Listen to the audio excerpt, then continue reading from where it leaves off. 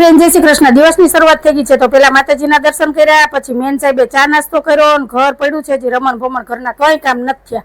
ત્યાં મને યાદ આવ્યું કે બેડમાંથી ધારા નવા કપડાં કાઢવાના છે, તો સાહેબને કીધું કે બેડ ખોલો ને તો ધારાના કપડાં કાઢ લો। તો સાહેબ કે તું મને શાંતિથી થોડીક વાર બેહવા નહીં દે। ત્યાં તો મારા ધારાબેને આવી ગયા, નવો ડ્રેસ પહેરી લીધો। ધારાના ડ્રેસ કેવો લાગે છે એ કહેજો।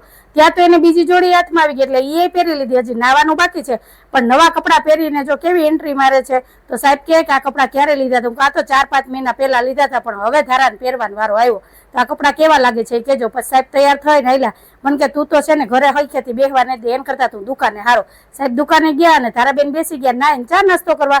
હાલો ધારા નાસ્તો કરે છે ને તો હું ઘરના કામ લઈ લો। પહેલા તો મેં છે ને આ ગોરો વિસરવાનું કામ ઉપાડ્યું, ગોરો વિસરીને ભરી લીધો અને હું ગોરામાં છે ને ત્રાંબાની લોટી રાખું છું। તમે ગોરામાં ત્રાંબાની લોટી રાખો કે નહીં મને કહેજો, ન રાખતા હોય ને તો હવે તમે રાખજો। ત્રાંબાના લોટાનું પાણી પીવું બહુ સારું। પછી મેં બધેથી છે ને કચરા વાળ્યા અને પછી મેં બધે પોતા કરી નાખ્યા, કેમ કે 3 રૂમમાં પોતા કરવાનું હોય ને। ત્યાં તો મારા મમતાબેન આવી ગયા અને એને ચાનો કોટો ચડાવ્યો ને વાસણ ઉતાર્યા, એને તો કઈ વાતમાં દાંત આવે કઈ ખબર જ ન પડે।